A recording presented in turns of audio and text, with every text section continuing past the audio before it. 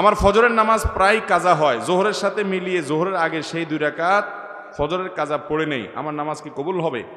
এই পাবলিক অনেকেই আছে। ফজরের নামাজ জামাতের সাথে মসজিদে গিয়ে আদায় করার মতো মুসল্লি মুসলমানের সংখ্যা সমাজে অনেক না বেশি? সবচেয়ে কম মুসল্লি হয় কোন নামাজে? কারণ ইবলিস জানে এই নামাজটায় হাজির হলে অনেক বেশি ফজিলত পেয়ে যাবে, জোহরের নামাজের চাইতে এই নামাজে হাজির হওয়ার গুরুত্ব বেশি, মাগরিবে এশায় হাজির হওয়ার চাইতে ফজরে হাজির হওয়ার গুরুত্ব বেশি। এটা মাসআলা আপনি না জানলে কি হয়েছে, আপনার সাথে থাকা ইবলিস জানে। এই জন্য ইবলিসে ভোর রাতে আপনার ঠ্যাং টিপা শুরু করে। দেখবেন রাত 12টা 1টা 2টা পর্যন্ত ঘুম আসে না, ফেসবুক টিপতেছেন, ইউটিউব টিপতেছেন, মোবাইলে মুনাজাত ধরতেছেন, শয়তানের জিকির আজকার করতেছেন, এগুলো করতে করতে 12টা 1টা পর্যন্ত আপনার ঘুম আসে না। ঠিকই দেখবেন ফজর আজানের আগ দিয়া দেখবেন এমন ঘুম আসে, অ্যালার্ম দিয়ে রাখলেও আর উঠতে মনে চায় না। ঠিক না বে ঠিক?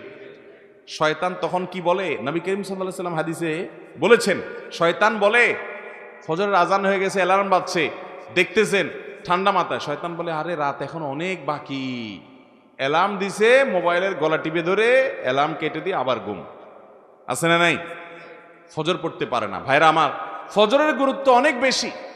তো যেই মানুষ ফজরের নামাজ নিয়মিত জোহরের সাথে পড়ে, অনেকে আছে দেখবেন প্রবাসে অনেক ভাই আছে 7টা 8টা 9টার দিকে উঠা ফজর পড়ে, নিয়মিত যদি এরকম হয় তাহলে তার এ নামাজ হবে? ভাইরা আমার, একবার হঠাৎ 2 মাস 4 মাস পরে 6 মাস পরে জীবনে হঠাৎ একবার হয়েছে, হ্যাঁ ফজর নামাজ আপনি উঠতে পারেন নাই, মোবাইলে অ্যালার্ম বাজছে তাও হুঁশ নাই, এটা গ্রহণযোগ্য। নবী সাল্লাল্লাহু আলাইহি সাল্লামের জীবনে একবার ফজর কাজা হয়েছে। কয়বার কাজা হয়েছে? একবার। তো আপনার জীবনে 2 4 10 বার এভাবে হতে পারে, কিন্তু প্রতিদিন হওয়া এটা কোনো অবস্থাতে গ্রহণযোগ্য হতে পারে?